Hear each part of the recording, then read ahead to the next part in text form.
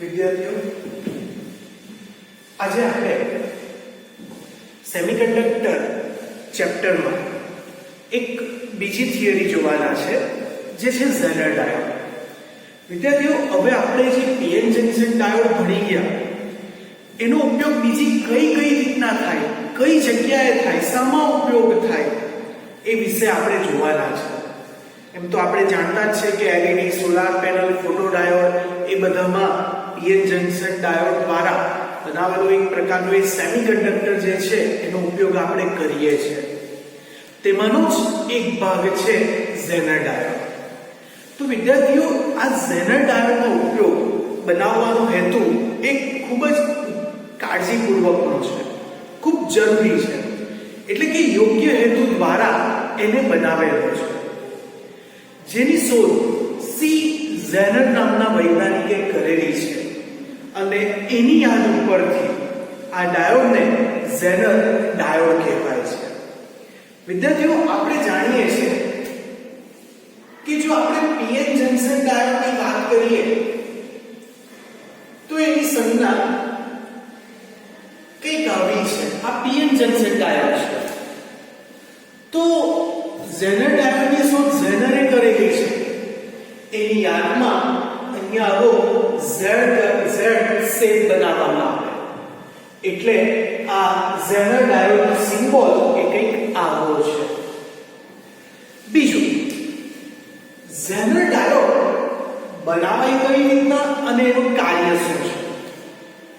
તો ઝેનર ડાયોડમાં પી અને એન વિભાગના અર્ધવાહકો, આપણે જાણીએ છીએ પીએન જંકશન ડાયોડ કેવી રીતના બનાવીએ, તો એક બાજુ પી અને એક બાજુ એન પ્રકારના અર્ધવાહકો હોય. પી માં મેજોરિટી તરીકે હોલ આવે અને એન માં મેજોરિટી તરીકે ઇલેક્ટ્રોન આવે. તો પી અને એન વિભાગના અર્ધવાહકમાં ખૂબ જ વધારે પ્રમાણમાં ડોપિંગ કરવામાં આવે. ડોપિંગની પ્રક્રિયા આપણને ખબર છે કે શું કહેવાય. પી અને એન પ્રકારના અર્ધવાહકમાં આ શબ્દનો અર્થ સમજેલા છે. તો પી અને એન વિભાગના અર્ધવાહકમાં ખૂબ જ વધારે પ્રમાણમાં ડોપિંગ ઉમેરવાની પ્રક્રિયાથી ઝેનર ડાયોડ બનાવાય છે. તો આ જે ઝેનર ડાયોડ બનાવાય છે તેમાં જે ડેપ્લેશન સ્તર બને, ડેપ્લેશન સ્તર એટલે આપણને ખબર કે પી વિભાગના અર્ધવાહકમાં જંકશન નજીક ઇલેક્ટ્રોન આવી જાય અને એન માં જંકશન નજીક હોલ આવી જાય. તો તેને કારણે જે સ્તર બને એ ડેપ્લેશન સ્તર કહેવાય. તો ઝેનર ડાયોડમાં એ ડેપ્લેશન સ્તર ઘણું સાંકડું છે, જેનું મૂલ્ય એ 10⁻⁶ મીટરના ક્રમનું છે. અને ઝેનર ડાયોડનો રિવર્સ બાયસ જે વોલ્ટેજ છે એ વોલ્ટેજ એ 5 વોલ્ટનો છે. તો વિદ્યાર્થીઓ, આના પરથી એનું વિદ્યુત ક્ષેત્ર કેટલું હશે? તો આપણે વિદ્યુત ક્ષેત્ર શોધવા માટે બીજા ચેપ્ટર કેપેસિટરમાં જઈએ તો વિદ્યુત ક્ષેત્રનું સૂત્ર આવે E = V/d, જે વિદ્યુત સ્થિતિમાન અને વિદ્યુત ક્ષેત્ર વચ્ચે સંબંધ દર્શાવતું સૂત્ર છે. તો V ની વેલ્યુ 5 અને D ની વેલ્યુ 10⁻⁶, એટલે E = 5 ગુણ્યા 10⁶ વોલ્ટ પર મીટર. તો એમ કહી શકાય કે જો ડેપ્લેશન સ્તર સાચું હશે તો આપણે વિદ્યુત ક્ષેત્રને વધુ પ્રબળ બનાવી શકશું. તો આ સિદ્ધાંત ઉપર આ ઝેનર ડાયોડનું કાર્ય થતું હોય છે. આ રીતે એ કાર્ય કરે છે. હવે ઝેનર ડાયોડ માટે આપણે વિદ્યુત પ્રવાહ વિરુદ્ધ વોલ્ટેજ ની લાક્ષણિકતા જોઈએ તો ફોરવર્ડ બાયસમાં શરૂઆતમાં વોલ્ટેજ એકદમ થોડોક વધે, પછી વોલ્ટેજની સાથે પ્રવાહમાં અચાનક વધારો દેખાય છે. પણ આપણે જોયું કે આ જે રિવર્સ બાયસમાં, મતલબ કે ઝેનર ડાયોડ એ રિવર્સ બાયસમાં કામ કરે છે, ફોરવર્ડ બાયસમાં નથી કરતું, રિવર્સ બાયસમાં કામ કરે છે. એટલે મુખ્ય એની લાક્ષણિકતા જે છે એ રિવર્સ બાયસમાં દેખાશે. બાયસમાં જોઈએ તો વોલ્ટેજ શરૂઆતમાં ઘણો વધી જાય છે પણ પ્રવાહમાં એકદમ વધારો દેખાતો નથી. તો બ્રેકડાઉન વોલ્ટેજ પછી પ્રવાહમાં અચાનક જ વધારો થઈ જાય છે. તો વોલ્ટેજના જે મૂલ્ય માટે પ્રવાહમાં અચાનક જ વધારો થઈ જાય તેને VZ એટલે કે ઝેનર ડાયોડનો બ્રેકડાઉન વોલ્ટેજ કહેવાશે. આપણને ખબર જ છે VZ ને બ્રેકડાઉન વોલ્ટેજ જ કહેવાય. પણ આ ઝેનરનો છે અને રિવર્સમાં કામ કરે છે માટે VZ નું નામ રિવર્સ ઝેનર ડાયોડનો બ્રેકડાઉન વોલ્ટેજ કહેવાશે. અને આ જે વોલ્ટેજ છે V એ V ને રિવર્સ બાયસનો વોલ્ટેજ કહેવાશે. તો જ્યારે રિવર્સ બાયસમાં breakdown voltage zener breakdown voltage આવે પછી વોલ્ટેજમાં આપણે થોડોક જ વધારો કરીએ તો પ્રવાહમાં ઘણો બધો વધારો થઈ જાય છે. અથવા બીજા શબ્દમાં એવું કહું કે VZ મૂલ્ય આવે પછી વોલ્ટેજ લગભગ અચળ રહી જાય, પ્રવાહમાં ખાસો વધારો થાય છે. એવું આપણે રિવર્સ બાયસના આલેખ ઉપરથી જોઈ શકીએ છીએ. એ હવે સમજૂતી સમજીએ કે આકૃતિ ઉપરથી જોઈ શકાય કે જ્યારે રિવર્સ બાયસનો વોલ્ટેજ એટલે કે V એ ઝેનર બ્રેકડાઉનનો વોલ્ટેજ VZ જેટલો થાય એટલે કે V બરાબર VZ થાય ત્યારે વિદ્યુત પ્રવાહમાં ઘણો વધારો થાય છે. તો વિદ્યુત પ્રવાહમાં ઘણો વધારો ક્યારે થશે? V અને VZ જેટલો એટલે કે V બરાબર VZ થાય તો વિદ્યુત પ્રવાહમાં ખાસો વધારો દેખાય છે. તો બ્રેકડાઉન વોલ્ટેજ એટલે કે VZ પછી રિવર્સ બાયસના વોલ્ટેજમાં નજીવો ફેરફાર કરીએ. આગળ આપણે કીધું જ છે કે VZ પછી તમે થોડોક બી વધારો કરો તો પણ વિદ્યુત પ્રવાહમાં ઘણો મોટો ફેરફાર કરી શકાય છે. એટલે VZ પછી વોલ્ટેજ થોડોક જ વધારો પણ પ્રવાહ એ ઘણો બધો વધી જાય છે. એટલે કે ઝેનર પ્રવાહમાં ઘણો મોટો ફેરફાર થાય તો પણ ઝેનર વોલ્ટેજ અચળ રહે છે. ફરીથી સમજીએ રિવર્સ બાયસમાં શું હતું? તો શરૂઆતમાં વોલ્ટેજ વધારો પણ પ્રવાહ વધતો નહીં હતો. તો જ્યારે વોલ્ટેજ બ્રેકડાઉન વોલ્ટેજ ઝેનરનો બ્રેકડાઉન વોલ્ટેજ VZ જેટલો થાય પછી વોલ્ટેજમાં થોડોક જ વધારો કરીએ તો એની સાથે પ્રવાહ વધે છે અને વોલ્ટેજના એ થોડા ફેરફાર પછી એ પ્રવાહ એ લગભગ અચળ જેટલો થઈ જાય છે. બીજા શબ્દમાં કહીએ તો રિવર્સ બાયસનો વોલ્ટેજ V અને બ્રેકડાઉન વોલ્ટેજ એટલે કે ઝેનરનો બ્રેકડાઉન વોલ્ટેજ જો સરખો હશે તો એ કિસ્સામાં પ્રવાહનું મૂલ્ય ખાસું વધી જશે.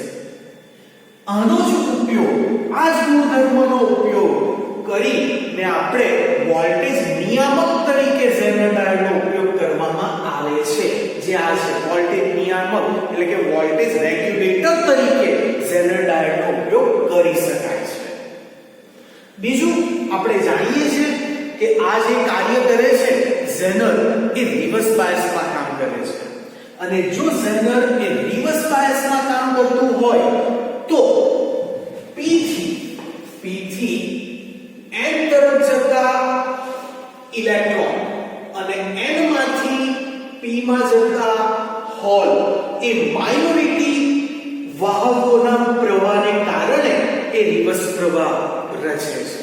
એટલે કે અહીંયા જે રિવર્સ પ્રવાહ આવ્યો, રિવર્સ પ્રવાહમાં વધારો કેમ આવ્યો?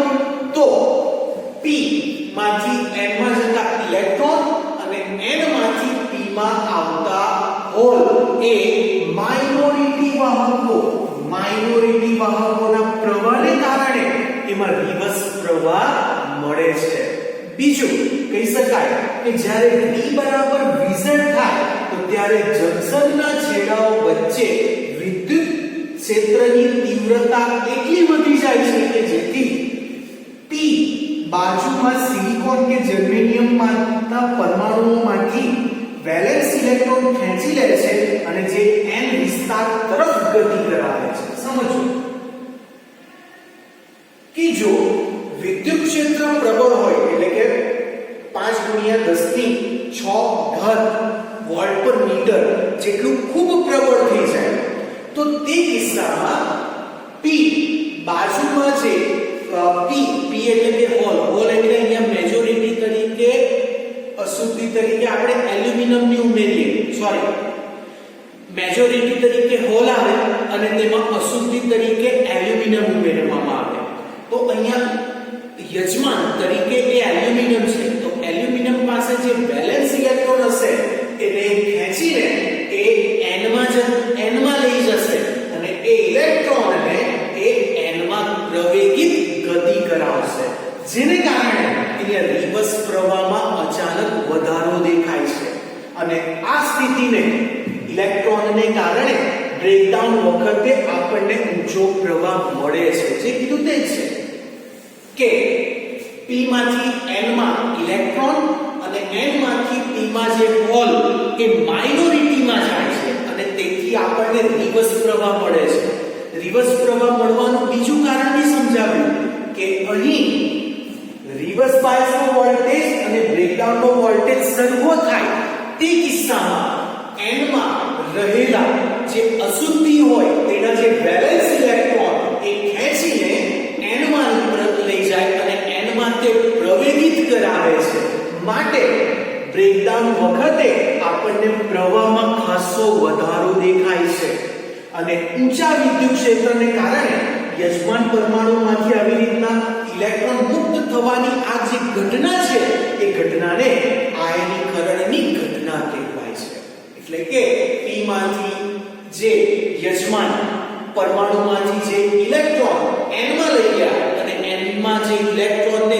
ગતિ કરાવી એ એની સ્થિતિને આયનીકરણ કહેવાય છે તો વિદ્યાર્થીઓ આ જે ઝેનર ડાયોડ છે એ ઝેનર ડાયોડનો આપણે ઉપયોગ જોયો કે શેમાં થાય તો એનો ઉપયોગ આ વોલ્ટેજ નિયામક તરીકે થાય છે વોલ્ટેજને જાળવવા માટે થાય છે નિયામક કરવું પણ એમાં પ્રવાહમાં ખાસો વધારો થાય છે તો એ વિશેના આપણે મુદ્દાઓ જોઈ ગયા છે થોડું ફરીથી જે મેઇન મુદ્દાઓ છે તે સમજીએ કે ઝેનર ડાયોડ નો આ સંજ્ઞા છે ઝેનરની આંતમાં તેને આવી રીતના Z વડે n તરફનો જે છેડો છે એને Z વડે દર્શાવાય છે બીજું આમાં વિદ્યુત ક્ષેત્ર એકદમ પ્રબળ છે કારણ કે ડેપ્લેશન સ્તર સાંકડું છે વોલ્ટેજ 5 વોલ્ટ છે ડેપ્લેશન સ્તર 10⁻6 જેટલું છે એટલે આપણને વિદ્યુત ક્ષેત્ર એ 5 × 10⁶ વોલ્ટ પર મીટર જેટલું ખૂબ પ્રબળ મળે છે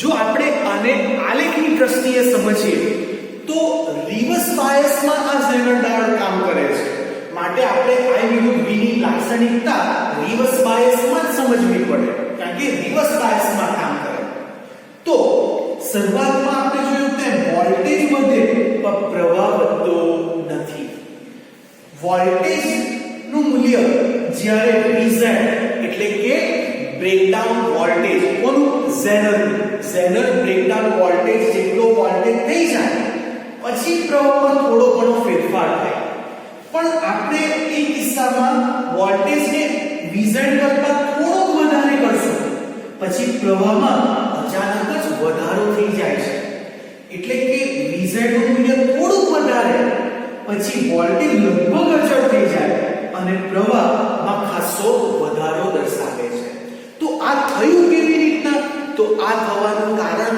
કે પ્રવાહ એ રિવર્સ બાયસમાં કામ કરે હવે એ કેમ કામ કરે છે તો p માંથી n માં જતા ઇલેક્ટ્રોન ને n માંથી p માં આવતા હોલ એ માઇનોરિટી વાહકોના કારણે અહીંયા પ્રવાહને કારણે રિવર્સ પ્રવાહ મળે છે બીજું જ્યારે v બરાબર vz થાય અહીંયા v બરાબર vz થશે તો ત્યારે p માં સિલિકોન કે જર્મેનિયમ પરમાણુમાંથી તે બેલેન્સ એની પાસે જે બેલેન્સ ઇલેક્ટ્રોન હશે એ ખેંચીને n માં લઈ જાય છે અને n માં તે ઇલેક્ટ્રોનને પ્રવેગિત કરાવે છે માટે અહીં આપણને બ્રેકડાઉન વખતે ઊંચો પ્રવાહ મળે છે એટલે આ બ્રેકડાઉન વોલ્ટેજ પછી આ પ્રવાહ એકદમ વધારે મળે છે અને આ ઘટનામાં જે વિદ્યુત ક્ષેત્ર છે તે એકદમ પ્રબળ છે એને કારણે યજમાન પરમાણુમાંથી ઇલેક્ટ્રોન એ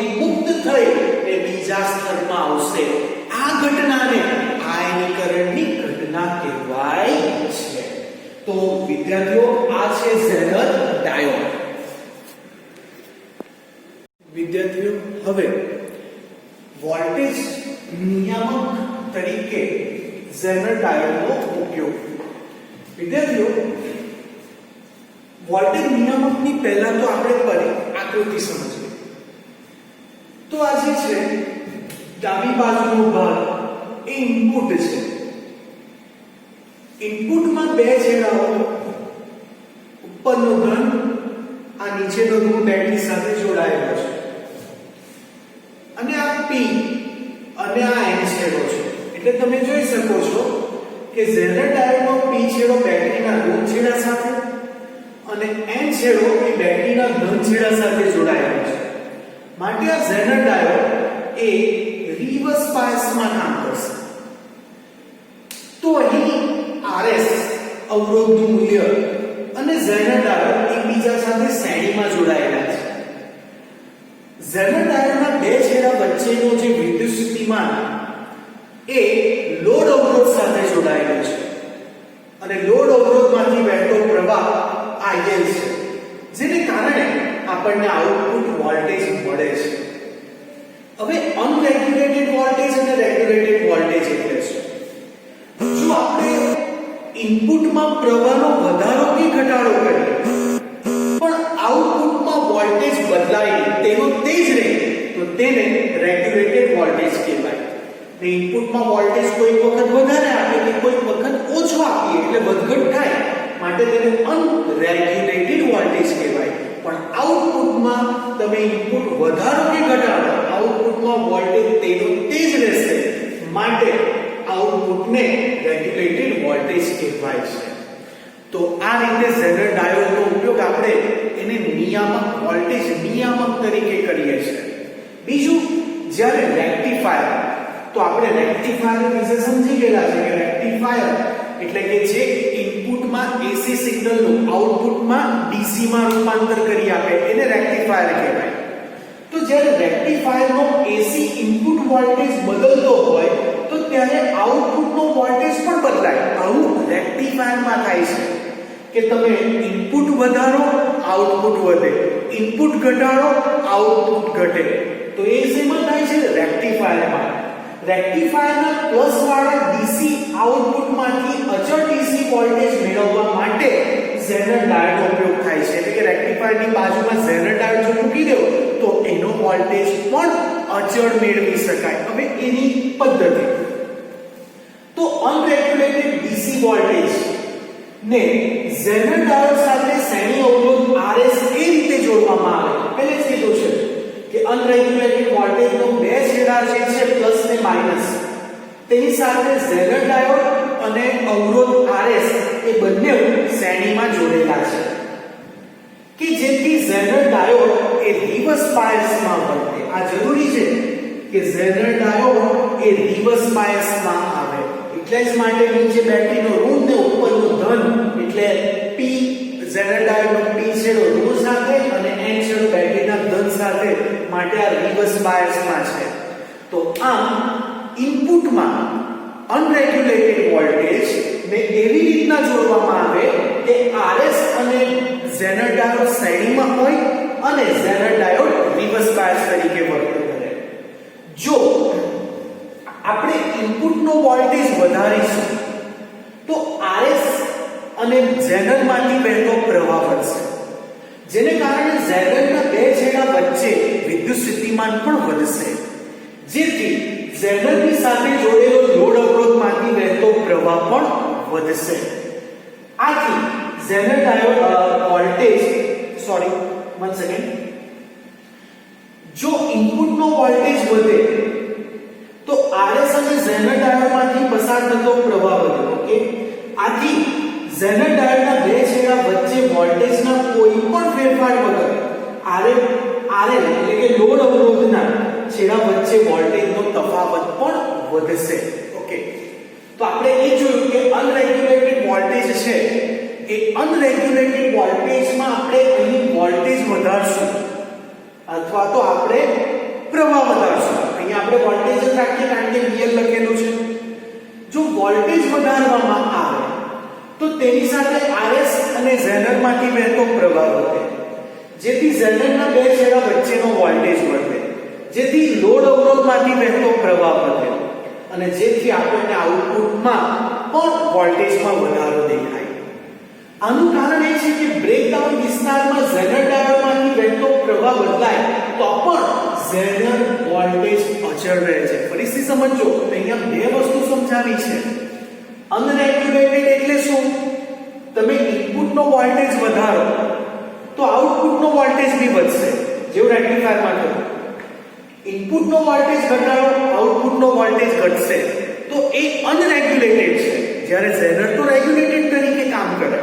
એટલે કે તમે ઇનપુટનો વોલ્ટેજ વધારો તો RS અને ડાયોડમાંથી વહેતો પ્રવાહ વધશે, જંકશન ઝેનરના બે છેડા વચ્ચેનો વોલ્ટેજ બી વધે, લોડ અવરોધમાંથી વહેતો પ્રવાહ બી વધે, પણ રેગ્યુલેટેડ વોલ્ટેજનો અહીં જે વોલ્ટેજ છે એ અચળ રહેશે. એનામાં ઝેનરમાં એનું ઊંધું કે તમે અનરેગ્યુલેટેડ વોલ્ટેજમાં ઘટાડો તો RS અને ઝેનરમાંથી વહેતો પ્રવાહ બી ઘટશે, ઝેનરના બે છેડા વચ્ચેનો વોલ્ટેજ બી ઘટશે અને જેને કારણે લોડ અવરોધમાંથી વહેતો પ્રવાહ બી ઘટશે, પણ આઉટપુટનો વોલ્ટેજ અચળ રહેશે.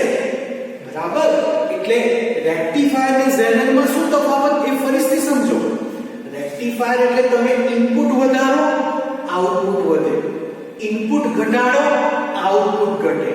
જ્યારે ઝેનર ડાયોડનો વોલ્ટેજ નિયામક તરીકે આપણે ઉપયોગ કરીએ તો ઇનપુટનો વોલ્ટેજ વધારો કે ઘટાડો, આઉટપુટનો વોલ્ટેજ અચળ રહે છે. માટે આને રેગ્યુલેટેડ વોલ્ટેજ તરીકે ઉપયોગ કરવામાં આવે છે. કોને? ઝેનર ડાયોડને. તો આ હતી આપણી બે થિયરી, ઝેનર ડાયોડ અને વોલ્ટેજ નિયામક તરીકે તેનો ઉપયોગ.